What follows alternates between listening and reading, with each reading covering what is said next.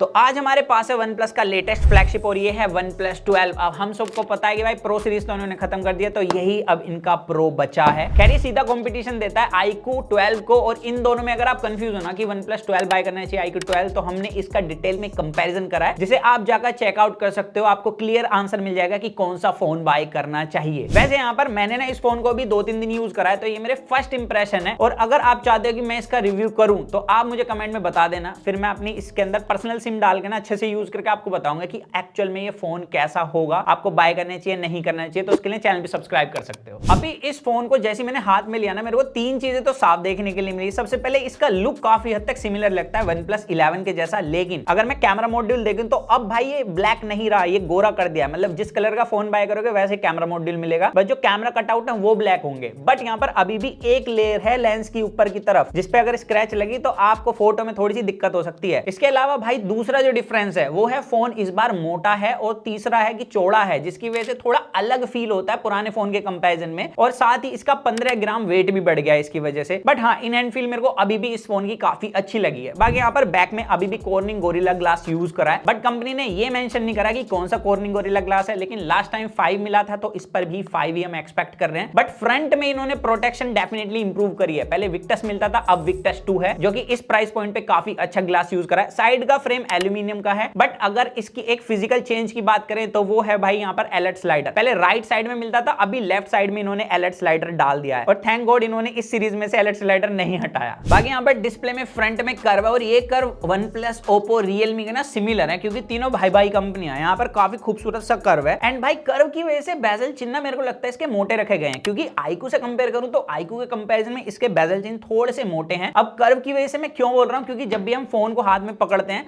तो accidental touch ना मिले, इस वजह से थोड़े से इन्होंने बेजल हल्के से ज्यादा रखे हैं फ्लैट डिस्प्ले के कंपैरिजन में। वैसे फ्रंट से ज्यादा खूबसूरत मुझे iQOO लगता है, क्योंकि यहाँ पर एक तरीके से फुल व्यू एक्सपीरियंस मिलता है, लेकिन मेरे को कर्व डिस्प्ले से ज्यादा अलग ही लगाव है, क्योंकि थोड़ा अलग प्रीमियमनेस प्रोवाइड कराती है, और साथ ही होल्ड करने में भी ना ग्रिप काफी अच्छी बनती है। बाकी आप मुझे कमेंट्स में बताना कि आपको फ्लैट डिस्प्ले पसंद है या कर्व डिस्प्ले पसंद है। बाकी कर्व के अलावा इस फोन की डिस्प्ले में 2 चीजें काफी सॉलिड है। एक तो LTPO पैनल है, आपको पता होगा LTPO पैनल को अगर हम ऑटो रिफ्रेश रेट पे रखते हैं, तो अगर आप कुछ नहीं चला रहे तो वो अपने लोएस्ट रिफ्रेश रेट पर ऑटोमेटिकली स्विच हो जाता है। हमने काफी सारी कंपनियां देखी हैं जो LTPO पैनल का एक गलत मतलब की तरीके से यूज कर लेती हैं। एडवर्टाइजमेंट में दिखा देंगे 1 हर्ट्ज में भी स्विच होता है, लेकिन हमने Samsung S23 अल्ट्रा में देखा था कि वो 24 हर्ट्ज से नीचे जा ही नहीं रहा था। तो यहाँ पर 2 ही कंपनी थी जो कि 1 हर्ट्ज पे स्विच कर रही थी फोन, एक मोटोरोला और दूसरा OnePlus। पर इस फोन के साथ में देख रहा हूँ कि बहुत ही ज्यादा डायनेमिकली वर्क कर रहा है। जैसे कि मैं स्क्रॉल अप स्क्रॉल डाउन कर रहा हूँ ना, तो यहाँ पर 120 और छोड़ते ही 1 हर्ट्ज, तो इसकी वजह से अब जो बैटरी कंजप्शन है वो और भी कम हो जाएगी डिस्प्ले की। एंड आई होप कि दूसरी कंपनियां भी 2024 में इतनी ही डायनेमिकली इसे इंप्लीमेंट करके दें। बाकी अगर आप कुछ नहीं चला रहे हो तो देखो 1 हर्ट्ज में जैसे आपने 30 FPS की वीडियो चलाई है तो 30 FPS में चलेगा, 60 FPS में चलेगा, 60 FPS चलाई है। कुछ एप्स 90 FPS में भी चलती हैं, और आप 120 FPS मतलब हर्ट्ज में भी इसे यूज कर सकते हो पूरे को, अगर आप इसे हाई रिफ्रेश रेट पे लगा कर रखते हो। बाकी आप एप्स को भी कस्टमाइज कर सकते हो अगर आप पूरे फोन को चलाना चाहते हो 120 हर्ट्ज में। तो एक स्मूथ एक्सपीरियंस तो यहाँ पर मिलता है। और सबसे कमाल की चीज मैं दिखाता हूँ, जो कि मैं आगे परफॉर्मेंस वाले पार्ट में जोड़ने वाला था। यहाँ पर ऐप ओपनिंग क्लोजिंग बहुत स्मूथ है इसकी। मतलब यहाँ पर आप देखिए, मैं बीच में से भी ऐप को कर रहा हूँ ना, तो भाई जब भी यहाँ पर एनिमेशन रुक नहीं रही है, तो एनिमेशन काफी कमाल की है। और ये मेरे पास बेस वेरिएंट है 12 to 56 GB का, तो स्मूथनेस इस फोन के अंदर बहुत कमाल की है। दूसरा पॉइंट जो आता है इसकी डिस्प्ले में वो है इसकी पीक ब्राइटनेस। यहाँ पर 4500 निट्स की पीक ब्राइटनेस है, मतलब दूसरा सूरज यही डिस्प्ले बनने वाली है। खैर यहाँ पर भाई ये 4500 निट्स आउटडोर में नहीं है, मैं थोड़ा सा आपको बताता हूँ। जब भी आप आउटडोर फोन लेके जाओगे तो इसकी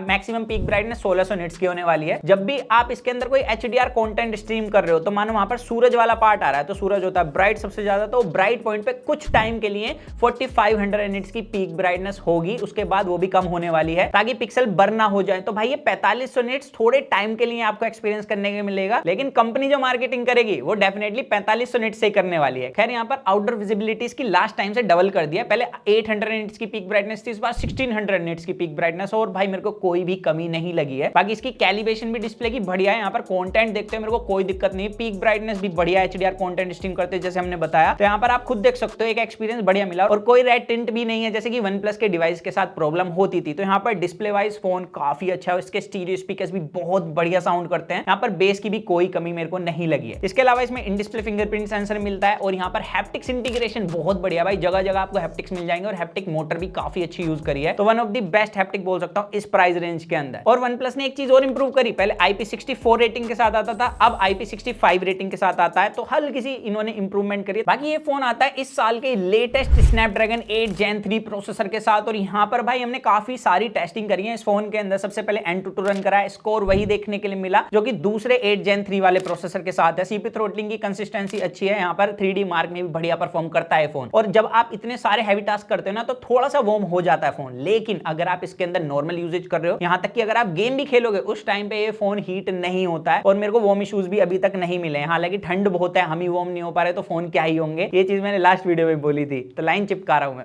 बाकी इसके अलावा अंदर का थोड़ा सा हार्डवेयर भी चेंज करा है। OnePlus 11 में ना दो वेरिएंट थे, एक में UFS 3.1 मिलती थी, एक में UFS 4.0। तो UFS 3.1 मिलती थी 128GB वाले वेरिएंट के अंदर, तो वो भी इन्होंने बंद कर दिया। अब डायरेक्ट 256GB आता है, जिसकी वजह से UFS 4.0 मिलती है इस फोन के बेस वेरिएंट में भी। और इसके बेस वेरिएंट में भी ना 12GB रैम है, और मैक्सिमम वेरिएंट आप 24GB रैम के साथ बाय कर सकते हो। देखो मेरे को नहीं पता वो सुपर कंप्यूटर लेके कौन घूमने वाला है, बट मेरे को उसका सेंस समझ नहीं आया। बाकी UFS 4.0 की इंटीग्रेशन अच्छी है, जैसे मैंने बताया, आप ओपनिंग क्लोजिंग बहुत बढ़िया कर रहा है फोन। और इसके अलावा अगर गेमिंग की बात करी जाए तो देखो यहाँ पर इसके अंदर परफॉर्मेंस मोड मिलता है, हमें पता है, और यहाँ पर आपको सारी सेटिंग्स अनलॉक मिलती है BGMI के अंदर। हमने मैक्सिमम सेटिंग्स में खेला, गेम प्ले काफी स्मूथ है। बाकी एक चीज और अच्छी हो गई, जो 1600 निट्स की पीक ब्राइटनेस है ना, अगर आप लॉन्ग टाइम भी गेम खेलोगे तो आपको ब्राइटनेस की कोई कमी नहीं लगेगी। तो गेमिंग के लिए भी इस फोन को इस बार सीधा सजेस्ट किया जा सकता है। लेकिन गेमिंग में जो अभी भी एक कमी लगी है वो है जो टाइप सी वाले ईयरफोन अगर आप इससे लगा के खेलोगे ना तो हर 10 मिनट में वो डीएक्टिवेट हो जाते हैं, और अगर आप इससे टाइप सी कनेक्ट करोगे भी तो आपको OTG अंदर जाके इनेबल करना पड़ेगा। तो ये दुख वाली चीज OnePlus को जरूर खत्म कर देनी चाहिए। बाकी मैं इसके OS की ज्यादा बात करूंगा नहीं, क्योंकि मेरे पास जो वेरिएंट है चाइनीज वेरिएंट है, और इसके अंदर मिलता है कलर OS और OxygenOS में हालांकि इतना बड़ा डिफरेंस है नहीं। यहाँ पर चलाने में UI सिमिलर होता है, देखने में UI सिमिलर होता है, बस जो डिफरेंस है वो ये है कि कलर OS में मिलता है कचरा, OxygenOS में कचरा नहीं मिलता। कचरा मतलब ब्लोटवेयर। बाकी अब बात करते हैं इसके मेन मुद्दे की, जो है इसके कैमराज। इन्होंने हैजलब्लड के साथ कोलैब करा पिछले कुछ सालों से, इस उम्मीद में कि भाई इसके कैमराज इंप्रूव होंगे। तो भाई हमने इसके कैमरा टेस्ट करें, और लास्ट टाइम के कंपैरिजन में इसमें जो चेंज है वो है 64 मेगापिक्सल का पेरिस्कोप टेलीफोटो लेंस डाल दिया है, जिससे आप मैक्सिमम जूम करके फोटो क्लिक कर सकते हो। और टेलीफोटो में तो भाई कर ही सकते हैं। यहाँ पर जो पोर्ट्रेट मोड निकल कर आती है ना, वो काफी अच्छा देखने के लिए मिला मेरे को। एज डिटेक्शन वगैरह बढ़िया है, बट कहीं कहीं पर लाइट को अच्छे से कंट्रोल नहीं कर पाता। मेरे नोज के पास से देखिए। बाकी कलर्स वगैरह में मेरे को कोई दिक्कत नहीं लगी है। बाकी पोर्ट्रेट मोड में 1x 2x 3x मिलता है, और तीनों ही काफी बढ़िया लगे हैं मेरे को। मैंने iQOO से भी कंपेयर करा है, उसके लिए तो आपको जाके वीडियो चेकआउट करनी होगी। बस मेरे को इस फोन के जो कैमरा है उसमें जो एक कमी लगी है वो है इसकी लो लाइटिंग परफॉर्मेंस बैक कैमरे की। ये थोड़ी सी और इंप्रूव हो सकती थी, क्योंकि मेरे को लगता है कहीं कहीं डिटेल मिस है इसके कैमरा में से। बाकी 48 मेगापिक्सल का ultra wide angle camera sensor भी है। अब देखो 48 मेगापिक्सल सुन के काफी लोग सोचते हैं बहुत तगड़ी डिटेल मिलेंगी, तो देखो डिटेल को साइड करके अगर ऑल ओवर फोटो देखूं तो काफी अच्छी है, लेकिन 48 मेगापिक्सल वाली मेरे को डिटेल ना इसमें मिली है, ना ही नथिंग फोन में मिली थी। बाकी वीडियो क्वालिटी इस फोन के कैमरास की ठीक है, हल्के से मेरे को कलर म्यूटेड लगे हैं। अब हो सकता है भाई आजकल का मौसम ऐसा हो रहा है, ठंड है, इस वजह से कैमरास अच्छे कलर आजकल कैप्चर नहीं कर पाते हैं। लेकिन यहाँ पर अगर फ्रंट कैमरे की बात करूं तो एक चीज मेरे को अच्छी लगी, 32 मेगापिक्सल का इन्होंने कैमरा सेंसर डाला है, पहले 16 मेगापिक्सल का था, और इसमें भाई 4K का ऑप्शन फ्रंट में मिल गया विद स्टेबलाइजेशन। यहाँ पर आप खुद चेक कर सकते हैं वीडियो, डिटेल अच्छी है, स्किन टोन मेरे को बहुत अच्छा लगा, और भाई स्टेबलाइजेशन जो कि वीवो ओप्पो जैसी कंपनी नहीं देती है, तो इसमें काफी बड़ी इंप्रूवमेंट करी है OnePlus ने। और इसकी फोटो क्वालिटी की बात करें, आपके सामने रिजल्ट्स है, यहाँ पर मेरे को फील्ड ऑफ व्यू भी इसका ज्यादा लगा है। और मैंने जब इसे iQOO से कंपेयर करा था उस टाइम में भी मैंने बोला था कि इसका स्किन टोन मेरे को थोड़ा बेटर लगा फ्रंट कैमरे का iQOO के कंपैरिजन में। बाकी पोर्ट्रेट मोड का एज डिटेक्शन वगैरह काफी अच्छा है। तो कैमरा वाइज भी भाई फोन के अंदर मेरे को इंप्रूवमेंट लगी है। मैंने OnePlus 11 में भी बोला था और 12 में भी बोलूंगा कि भाई एक्चुअल में हैजलब्लड का थोड़ा बहुत वर्क दिखता है। हालांकि हैजलब्लड के आपको अलग से फिल्टर मिलते हैं जिन्हें अप्लाई करके आप और भी बेहतरीन फोटो क्लिक कर सकते हैं। बाकी इस फोन के अंदर इस बार बैटरी बढ़ाई है। देखो फोन मोटा हुआ है, चौड़ा हुआ है, तो यहाँ पर 400 mAh ज्यादा बैटरी भी चिपकाई गई है। 5400 mAh का बैटरी है इसके अंदर, पहले 5000 mAh का बैटरी मिलता था, और 100 वोट की चार्जिंग है। कंपनी क्लेम करती है 26 मिनट में पूरा चार्ज हो जाएगा 1 से 100% फोन, लेकिन हमने चेक करा तो 30 मिनट के अराउंड ये 100% चार्ज होता है, जो कि काफी अच्छी स्पीड है। बाकी भाई मैं आपको बता दूं इसके अंदर ना 50 वोट की वायरलेस चार्जिंग भी मिलती है और रिवर्स वायरलेस चार्जिंग मिलती है 10 वोट की। तो यहाँ पर बैटरी डिपार्टमेंट में भी काफी अच्छा काम करा है OnePlus ने। और मेरे को ना टोटल बताऊं तो OnePlus 11 के कंपैरिजन में इसके अंदर काफी अच्छी इंप्रूवमेंट लगी भी है। और ऐसे में इसलिए बोल रहा हूं क्योंकि जब OnePlus 11 आया था तो मैंने बताया था उसकी परफॉर्मेंस इतनी अच्छी नहीं थी क्योंकि उसे अंडर क्लॉक करके लाया गया था प्रोसेसर को परफॉर्मेंस मोड लगाने के बाद भी। लेकिन इस फोन के अंदर मैंने जितनी गेमिंग करी है ना, जितने दिन इसे यूज करा, मेरे को भाई इसकी परफॉर्मेंस से कोई कमी नहीं लगी। एंड डेफिनेटली 8 Gen 3 वाली इसके अंदर ताकतें मिलती हैं और परफॉर्मेंस मोड लगा के तो और भी मजा आ जाता है। बाकी देखते हैं इंडिया के अंदर इसे अंडर क्लॉक ना कर दे तो उसके लिए आप हमारे चैनल को सब्सक्राइब कर देना, उसी यूनिट का हम रिव्यू लाएंगे। तो सब्सक्राइब कर देना, वीडियो लाइक कर देना। बाकी एक कंफ्यूजन है काफी लोगों को कि भाई दो फ्लैश क्या कर रही है इस फोन में, क्योंकि ऊपर तो फ्लैश है, ये वाली फ्लैश क्या है? तो ये फ्लैश नहीं है, ये डेप्थ एंड कलर सेंसर है। जब भी हम फोटो क्लिक करते हैं तो ऑब्जेक्ट और भाई फोन के बीच में जितनी डिस्टेंस है उसके हिसाब से डेप्थ प्रोवाइड कराता है फोटो के अंदर, और आसपास के एरिया के हिसाब से कलर भी यही प्रोवाइड कराता है। तो आई होप कि आपका डाउट क्लियर हुआ होगा। अगर हुआ है तो चैनल सब्सक्राइब कर देना। तो मिलते हैं जल्दी कूल और एक्साइटिंग वीडियो में। तो जब तक के लिए जो मन में आएगा इसको करें। To watch your heart, stay tuned with that champion box guys.